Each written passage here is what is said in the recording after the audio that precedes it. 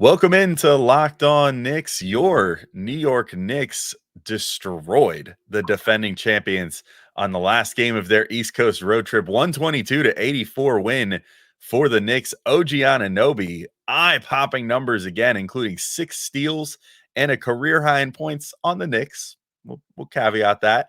But lots of great play from the team up and down. Fantastic defense to make the Nuggets uncomfortable early and often, and huge showings from a number of the role players. We're getting into all of it next on Locked On Knicks. You are Locked On Knicks, your daily New York Knicks podcast, part of the Locked On Podcast Network, your team every day.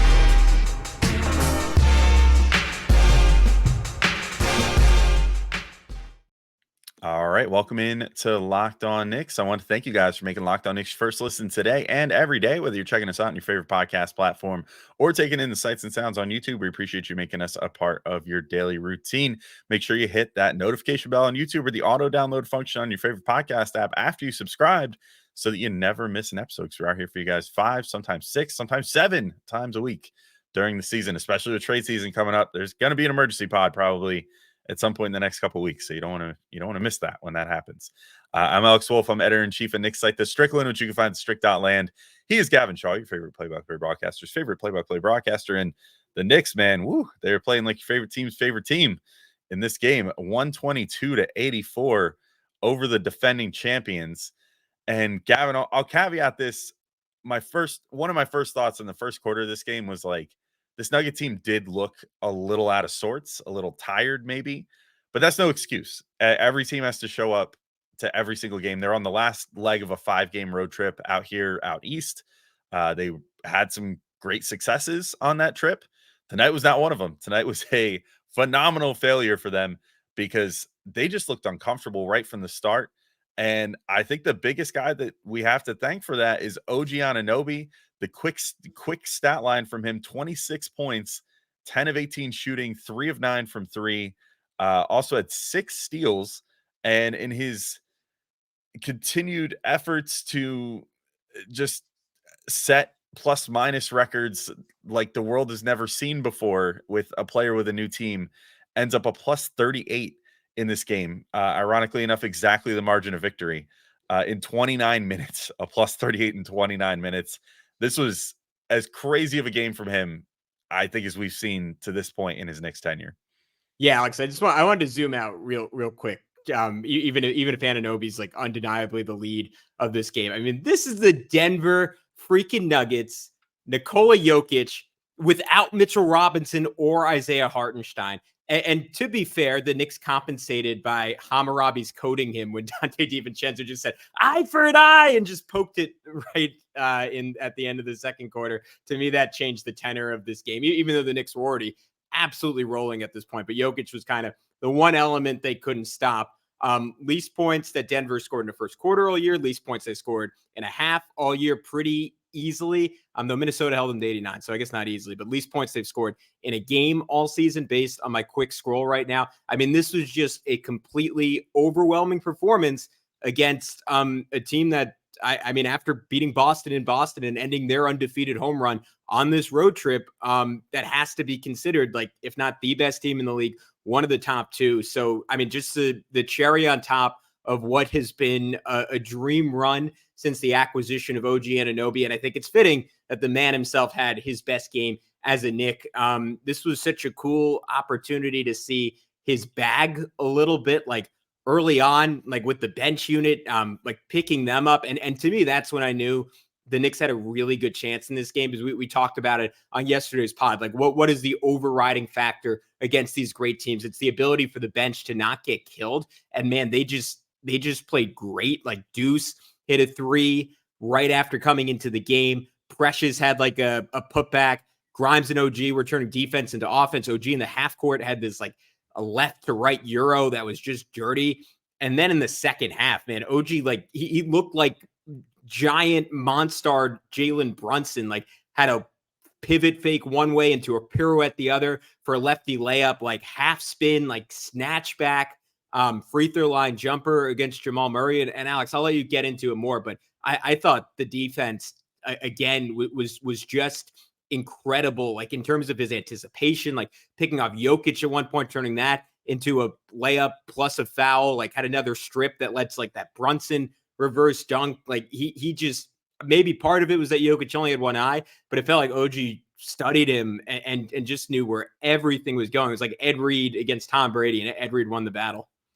Yeah, it was really, I mean, first to go on the offense, I agree with you that we saw some stuff that I didn't necessarily know that he had in this game. And maybe it was just an anomaly, maybe he was just feeling himself. And, sometimes that just happens in basketball. Like, a guy just suddenly figures it out for a game, and then maybe those dribble moves won't be there next game for him.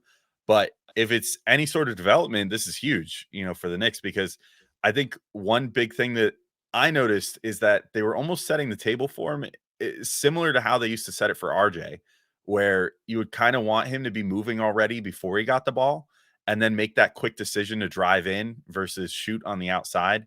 And then once he got driving, something about it with OG, it's just he doesn't work great off of a standstill. Like whenever they throw it to him and he's at a standstill and he has to then start creating, it seems like he's really uncomfortable. And that's when you sort of see him like dribble the ball off his leg, or just in general, like seem to have a hard time controlling his dribble as he gets that whole process started. But if you get it to him on the move, or like somewhat on the move, like where he's able to just make that snap decision, there's something more graceful about it. And in particular, I noticed that with that pull up, the like little midi that he pulled out, where I think he had like a behind the back dribble going into that and everything else. And I was like, oh wow, that's fancy. We haven't seen something like that before. And then to just smoothly hit that jumper, like he's got the elevation and the length where, like, because of his huge wingspan and because of how high up he gets if he wants to on a shot, because he's just uber athletic, he gets the same sort of lift and release point of like, almost like a 7-footer on those shots. And that's a big differentiator between him and like Jalen Brunson, or even him and like Julius Randle, in the fact that he can get so high on those shots. So if that's one that he feels comfortable taking and is in rhythm enough to take, that's a pretty dangerous look to have come like playoff time. But then defense, I'm right there with you. Like, I mean, 6 steals don't happen by accident. Like every single one of them just felt like he knew what was going to happen before it happened. And to your point, and I mean, we'll get into this a bit in the next segment too, it was just a great like tag team effort between OG and then whoever was guarding Jokic, where clearly the scouting report that the Knicks had on Jokic is, get right into his chest, everything that he wants to do, be right there. Like, don't foul him, but just kind of like get into his space. And that's going to make him uncomfortable. And we saw that with like some really uncharacteristic air balls in the first half, even before he hurt his eye. He had air ball at one point that it was like, oh man, that was really ugly. And that's not normally a Jokic type thing. And then the passes were just, I mean, the level of discomfort that they were causing in him, I feel like probably hasn't happened at all this season. I mean, to see Jokic come out of a game with only 3 assists is nonsense, especially when one of them was like the most trick play, like playground stuff assist that you could possibly see, where he just like threw it behind his head to Aaron Gordon. It's like, okay, fine, whatever. Like, there's kind of no guarding that, like, because nobody expects that to happen. But all the stuff that they could control, they controlled great. It was OG, to bring it back to him, was just like, if he wasn't full on like being the one to get his hand on those passes, he was at the very least being the one that was ready to corral it and then get things going in transition and whatever too. We saw that late with the big dunk that he had late in the game. And all in all, it was extremely impressive. I mean, I loved everything about this OG performance, and on both ends, I think it was his best game as the Knicks so far, which is really saying something considering how good the run has been to this point. Yeah, one play I even totally forgot to mention is just, I mean, like, I thought maybe his most impressive defensive play came off the ball in this game. It was like third quarter. Jamal Murray was coming around for a handoff, and OG just beat him to the spot. And he's just such a physical presence. Like, if he gets there first, like, you're not getting around him, because like even without fouling, like 7'2", and can just kind of put his chest out. And Jokic had to hold an extra second. That was the play where Josh Hart just came and got the Brunson steal, like right from behind where Jokic wasn't looking, and got a transition layup on the other end. I mean, just looking back, opportunity to give Tom Thibodeau some credit. Like, OG would have picked up his second foul like 5 minutes into this ball game when he stripped Jokic, and it clearly wasn't a foul. And Tibbs, this was sort of risky, like used his first challenge just 6 minutes into the game. That foul's wiped off the board. OG was able to stay in. Knicks maintained that big first quarter lead. Like, who knows, like, if it changes the tenor of the game and if all of a sudden the Nuggets are just more engaged the rest of the way, if OG has to go out there and they're able to go on a big run. But this was a case, like, the Knicks just demoralized Denver really early, and it felt like every, like, kind of like 50-50 shot or 50-50 play that could go the Knicks way went the Knicks way, and Denver just laid down at a certain point. Yeah, for sure. I mean, it was led by OG, but also inspired by some fantastic defense by the whole rest of the team. So I want to get into that in the next segment in just a second. But first, I want to let everyone know about our friends over at eBay Motors. Our partners at eBay Motors have teamed up with Locked On Fantasy Basketball host Josh Lloyd to bring you some of the best fantasy picks each week all season long. So whether you're prepping for a daily draft or scouting the waiver wire, every week we're going to provide you players that are guaranteed to fit on your roster. So let's see who Josh has picked out for us on this week's eBay Guaranteed Fit Fantasy Picks of the Week. And it's an interesting lineup of players here that I have my choice of, but you know what? I'm going to go Brandon Miller on the Hornets. And Josh notes here Miller should be seeing a big uptick in usage with Terry Rozier shipped out, and that makes him a must roster player in fantasy. I agree. I mean, he was kind of coming on anyway, Miller was, but now with more playing time opening up and Charlotte being one of those teams where I get the feeling they'll probably still make some moves to move some guys out of town. That'll probably free up even more playing time and even more leeway for Miller going the rest of the year. So definitely a guy that I think is a smart pick up there and an astute observation from our buddy Josh Lloyd. And Josh from Locked On Fantasy Basketball is going to help you win your fantasy championship. And eBay Motors knows a championship team is about each player being a perfect fit. That's the same with your vehicle. And I know it because I've shopped on eBay Motors. And for all the cars that I've had over the last couple of years, I had a Subaru Forester and I have a Toyota Prius. Both of them, you know, when I needed a part, usually just like a small little thing I was doing myself, little vanity thing or, you know, a small repair part. But every time I needed it, I hit eBay Motors because they have that guaranteed fit guarantee, which is helpful when you're not necessarily sure. You know, sometimes it comes from a seller and you go, ah, man, I don't know. Is it for sure going to fit on my car? eBay does the legwork for you and says, you know what? No, it's definitely going to fit on your car, which is awesome. So with over 122 million parts for your number one ride or die, you can make sure your ride stays running smoothly. Brake kits, LED headlights, roof racks, bumpers, whatever your baby needs, eBay Motors has it. And with eBay's guaranteed fit, it's guaranteed to fit your ride the first time, every time, or your money back. Plus, at these prices, you're burning rubber, not cash. So keep your ride or die alive at ebaymotors.com. eBay Guarantee Fit only available to U.S. customers. Eligible items only. Exclusions apply.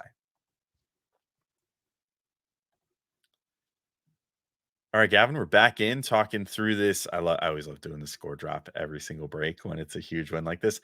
Recapping this 122-84 win by the Knicks over the defending champion Denver Nuggets, one of the best teams in the West and in the league in general.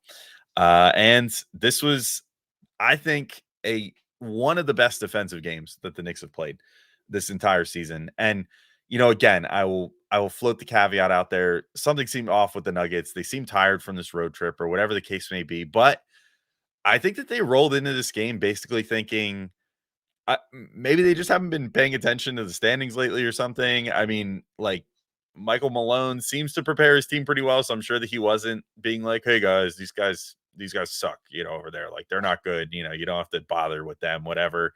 But it felt a lot like the Nuggets were coming in thinking that they were facing the Knicks of like 2018 or something. Like they just kind of came in, they were lottie-dying their way through the first quarter, and the Knicks made them pay for every single bad pass. I mean, you could kind of tell right from the first possession of the game, a relatively routine play between Jamal Murray and Nikola Jokic. He just like airmailed it like 3 feet away from Jokic's hand, and you were like, "What was that, dude? Like, what is going on here?" And the Knicks just took advantage of every single mistake by the Nuggets throughout this whole game. But I want to like especially shout out Jericho Sims and Precious Achua. I thought they did. I mean, look, defending Jokic is impossible. He's an MVP caliber player. He's probably the best player in the NBA right now. Like, I don't think that's too debatable. No. Maybe you could say Joel Embiid or something, or That depending on you what. got to do it in the playoffs once before you put anyone over Jokic. Exactly. Yeah. So I mean, I think it's Jokic. And so there's only so much you can do. And he's such a huge human being that it's just really difficult sometimes to like defend him. And that came through. Like if you were just looking at the stats on this, you'd be like, oh, he shot 13 of 18 and 2 or 3 from 3, and he had 31 points. Like he must have had a really good game. But he didn't. I mean, he just looked uncomfortable the entire game. And that came down to Achua and Sims being prepared and just like dominating that matchup as much as they could have. You know what I mean? Like making an MVP look and play uncomfortable, especially in the situations where he's passing the ball, which is like maybe his greatest strength as a player. That was so impressive. And I loved watching every second of that. Yeah, I thought Sims did. Like, I was shocked just by Sims's core strength to not get pushed around by Jokic a few times. And that was a theme throughout this game where Randle was like bullying Aaron Gordon, who's one of the few strongest guys in the league. But to me, Alex, I mean, the thing that stood out the most defensively was the way the Knicks contained Jamal Murray. For my money, one of the top 15 to 20 players on the planet. And Knicks held him to 9 points, 3 for 11 from the field, 1 for 3 from 3, only 3 free throws. And I want to shout out Quentin Grimes there because for everything Grimes did offensively, and this was sort of a echo of the Sixers game. Like I thought it was really similar in a bunch of ways. And like the cherry on top of that was how Grimes just went off in garbage time in the fourth quarter and padded his stat line. But in the second, like when he came into the game, just like our buddy Benji noted this, but like elite screen navigation. And that's something like if the Knicks are apparently like insistent on moving off of Grimes or at least very willing to move off of Grimes, that's something I think they'll sorely miss in the playoffs because there's just not a lot of other guys on the roster like Deuce and OG to some extent, but that bring that skill to that degree. And like when you're in the playoffs and whether it's like it's Damian Lillard or Tyler Hero or Terry Rozier or Derek White or even Jalen Brown, like all these great like guards and wings in the NBA, like you want someone like Grimes on top of Anunoby to help you contain that and help you just chase guys around screens. And because Grimes was so good about staying with them on those, like the Knicks could get second and third guys involved. Like they got, I think it was OG who ultimately, oh no, it was Grimes who got to the free throw line because Deuce was the one who ultimately like knocked it away, but Grimes slowed him down coming around the screen. And there was another one where like he turned the corner and then Precious ended up like flying in and blocking Jamal at the rim, but it's only because Grimes like held him up just enough that Precious could make that rotation and get over there. So to your point, it was a total team effort, but I thought that started with the effort on the ball. And like, I'll circle back to what I mentioned, OG, like the effort off the ball and like beating guys to their marks. And Denver, because of Jokic, is just going to get some really easy buckets. Like you mentioned the over the head pass. He also had like a pick and roll with Gordon the first quarter where Gordon got a dunk. Like those are going to be there, but the Knicks cut down on those in such a dramatic way. And I felt like after the third quarter, like you could cut on one hand, like the truly easy ones that Denver got. And that's a testament to Grimes. But to your point, like it was a full team effort. Like even DiVincenzo got a tie up at one point on Jamal Murray. Yeah. And I thought a lot of that was just doing a great job of being communicative on defense. Like, obviously you can't hear on the mics most of the time, like guys talking to each other or whatever, but it was obvious that they were calling out screens, getting over the screens, sticking with their man. Like I could not think of a single time where there was not like a perfect rotation in this game. I mean, it was just one of the cleanest defensive efforts that I think the Knicks have had probably this whole season in the Tibbs era, even, and maybe it looks better based off the fact that everything that the Nuggets were doing seemed to be just like a half second slow today. So it just gave the Knicks that extra little bit of time to adjust to any given thing. But I can't remember a single time that there was not like a hand in someone's face for a shot or a hand in a passing lane to try to disrupt whatever the Nuggets were trying to run. And this is like, I mean, like the Knicks had a big win over Denver last year, but that was like a scratch and claw it out kind of game. This was just, I mean, they have not made a team. Well, that's a lie. I was going to say they haven't made a team of this caliber look this uncomfortable, but they did just do this to the Sixers recently too. I mean, I think we're really seeing the fruits of the roster building of this team play out, where they're just a lot of guys that can scoot around on defense, that understand the assignment, both literally and figuratively, like in the homework sense, and also just understanding their assignments on defense.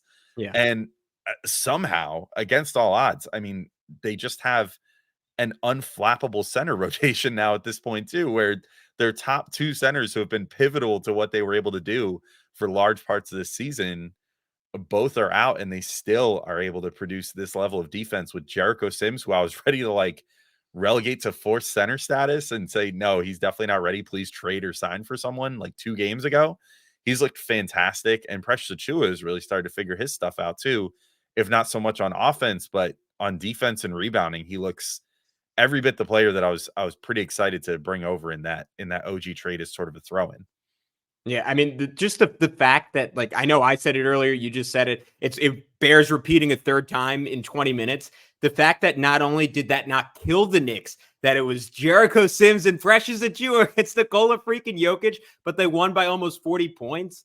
Like, it feels magical. It feels unbelievable. It feels like someone like dosed my drink earlier tonight. I'm like living in like a fever dream right now. Like that should be death. You should have to like hard double him every time, and he should just be picking out shooters the whole game. And granted, like to your like Denver missed shots they wouldn't normally miss, and the Knicks just hit everything. But it defies belief that the game went this way with no Hartenstein and no Mitchell Robinson. And it's just like, if the defense is this good, and after tonight, they're going to go from being like a close first in the NBA since the OG trade to a far and away first in defense since the OG trade. If it's this good without Hartenstein and Mitch, imagine when you're getting like 48 minutes of all NBA defensive level play at the 5 spot in the playoffs. Like, they are going to smother teams, not name the Celtics. It is what it feels like to me.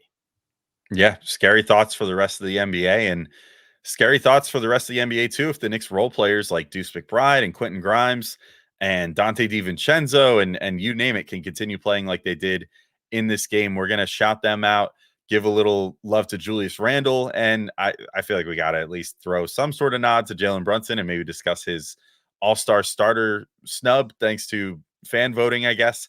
But Gavin, first, you want to let everyone know about our friends over at Grammarly. Absolutely, Alex. When it comes to writing, Grammarly is there to support you from start to finish for over 10 years. Grammarly has been powered by AI technology you can trust across all the places where you write the most. And now Grammarly helps you do even more. With one click, you can easily brainstorm, rewrite, and reply suggestions based on your context and goals so you can improve productivity for you and your teams. Alex, they are providing a fantastic service for podcasters. I can just throw out there, hey, give me 10 possible taglines for a video thumbnail. That's how we get you guys to click. Little inside baseball, and Grammarly can help me out with it. They also help me out with emails. Grammarly can summarize your emails and provide suggestions on how to reply in seconds. Even if you have a big presentation coming up, you can let Grammarly create a personalized outline to help you organize so you can transform your ideas into a compelling presentation. My favorite part is it's free to use. So start being more productive at work. Go to Grammarly.com/podcast to download for free today. That's GRAMMARLY.com/podcast.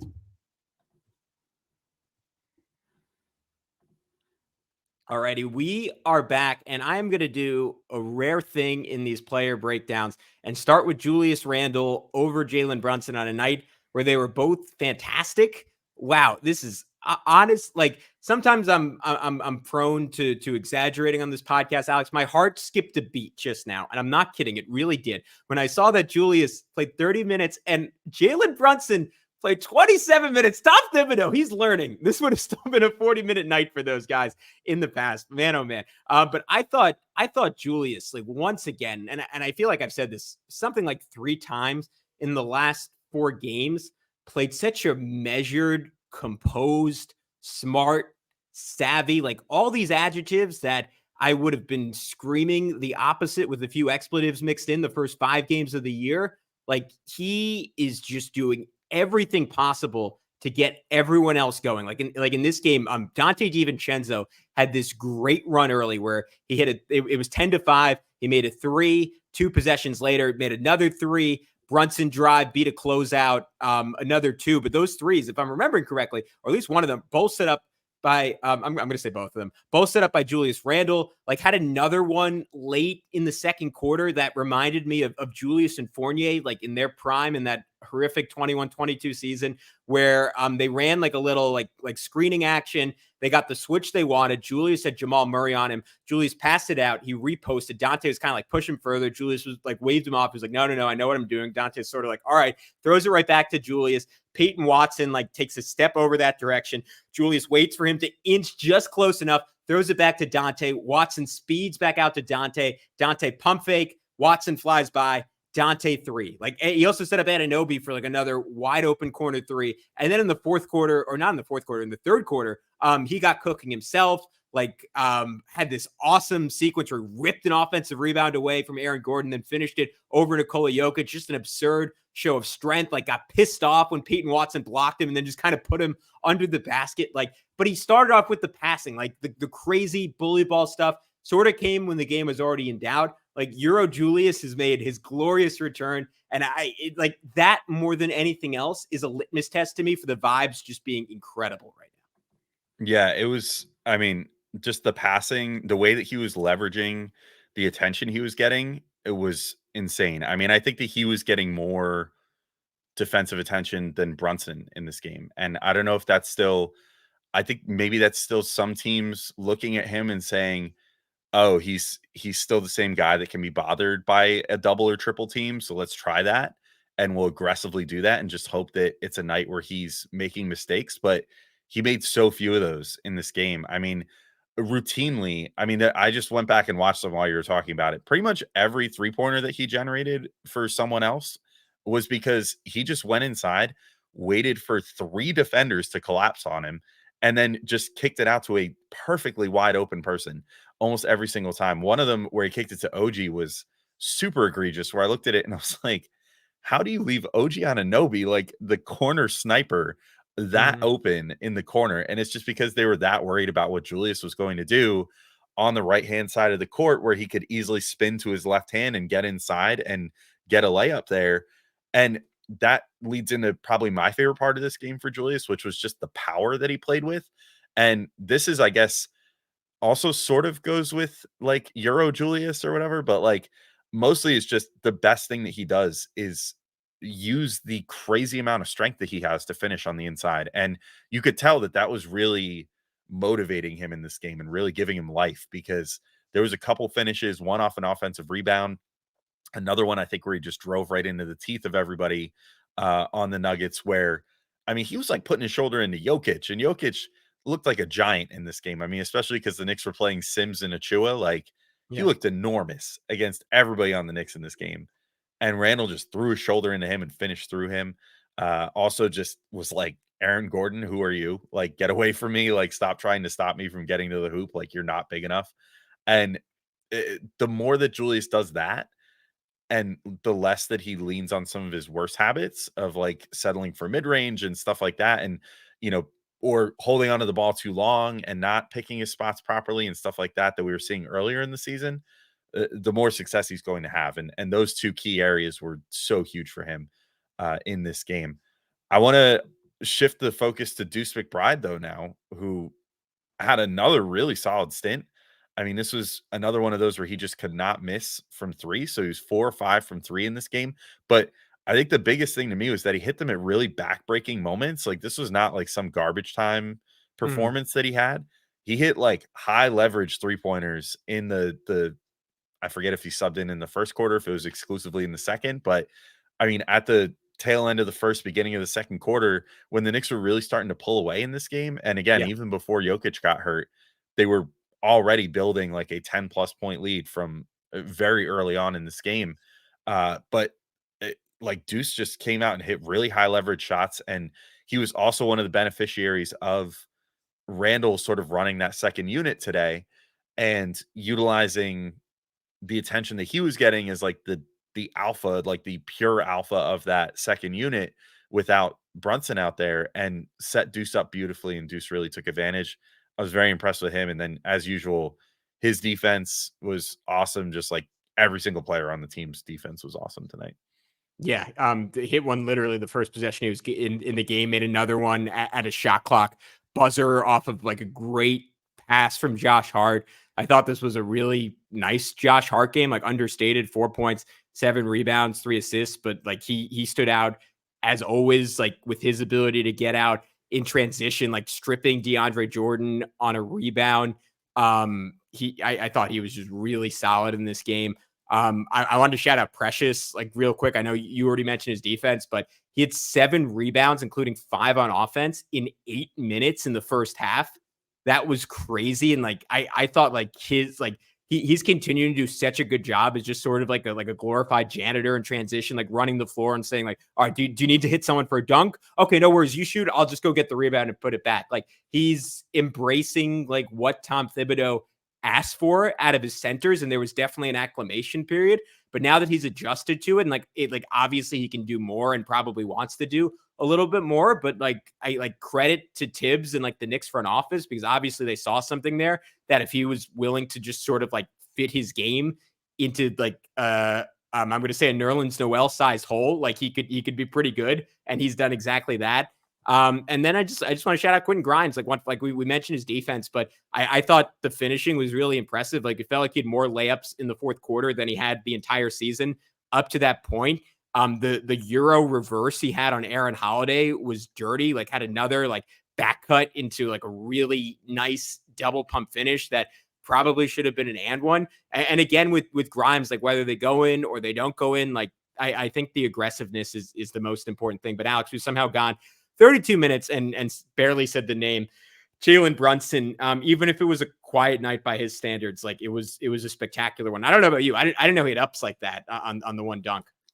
Yeah, really nice dunk at one point, which is not something you typically see out of him. Also, just his usual repertoire of scoring, ends up with 21 points, 4 assists in this game, 7 of 10 shooting, only plays 26 and a half minutes, which was awesome. I mean, this was honestly, I never expected that this would come against like one of the best teams in the NBA, but the Knicks desperately needed like a huge blowout like this because we know that Tibbs doesn't mess around with a 20-point lead. You need to get like a 30-plus point lead before he'll clear the benches with 7 minutes to go or whatever. And he actually did that in this game. That was huge for Brunson. I feel like I'd be remiss if I didn't bring up the whole all-star thing. Brunson ends up in the grand scheme of things, when you looked at how the voting broke down and how the aggregates came down, they do like a point system now, or that like a ranking system where they use the fan vote as 50%, the player vote as 25%, and the media vote is 25%. And then they average all that together and then give you like an aggregate score of where you scored, like in terms of the overall placement of, where you are in all the votings. He ends up in a tie with Damian Lillard at 3.75, with not able to get into that like top tier quite. He was basically like tied with Lillard, but I guess Lillard got some form of a tiebreaker there. I don't know how exactly Is that. the fan vote just the tiebreaker? I guess. I guess. I don't know, because there wasn't really an explanation. I didn't watch the TNT show to see what the whole criteria was there. But either way, kind of disappointing. Cool though to see media across the board had him as the number 2 guy, and the players had him as the number 3 guy. And actually Tyrese Maxey, who scored quite a bit lower on the other 2 ballots, was the number 2 guy among the players. So good to see the players not making too many meme votes, I guess, because we've certainly seen that with those player ballots since they introduced them, and Brunson getting some love from his peers. Yeah, I mean, look, he deserves to be a starter. Like, I don't think there's any question of that. Like, as good as Maxey's been this year, he's just been a notch better, and I don't think there's any comparison between him and Lillard or him and Trae Young. Like Donovan Mitchell, like especially with how well Cleveland's played, is the one guy I think you could make a pretty compelling argument against Jalen Brunson. But the Knicks have just been so good, and he's just, I mean, for everything Julius Randle's done, he's just so clearly been their number 1 guy this year. I saw an amazing stat today from our friend of the pod, DJ Zulo of Knicks Film School, where I think it was from B-Ball Index, where they have like shooting difficulty rankings, and Brunson's difficulty ranking was like, it's like shot quality from 3, and he got an F, which means he takes like the hardest possible threes, and he's still shooting 44% from 3 this season. Like he is like no qualifiers needed, one of the 5 to 10 best I guess that is a qualifier. So I'll just say one of the 10 best 3-point shooters in the NBA. And if you're just looking at this season, like he is a top 5 3-point shooter in basketball. And then you have nights like tonight where what did he make? 1 3 in this game, 2 threes in this. I'm looking, he made one, was 1 for 2 from 3 in this game, and he scored 21 points in 27 minutes against the defending champs because you can watch unlimited film on the guy. It doesn't matter. Like he's just going to hit you with the same like 4, 5, 6 combos, and you're going to look stupid every single time. And it's like clockwork, and it never gets boring. It's an absolute joy. Yep, absolutely. And I think that's as good of a note as any to end on. We'll certainly follow up next week or whenever it is. I think it's next week when we figure out who the reserves are in the All-Star game, which I feel pretty certain that Jalen Brunson is going to get. And with how he's playing lately, I think Julius Randle is making a pretty good case for the Knicks maybe having 2 All-Stars this year. So we'll see how that all goes when we get there.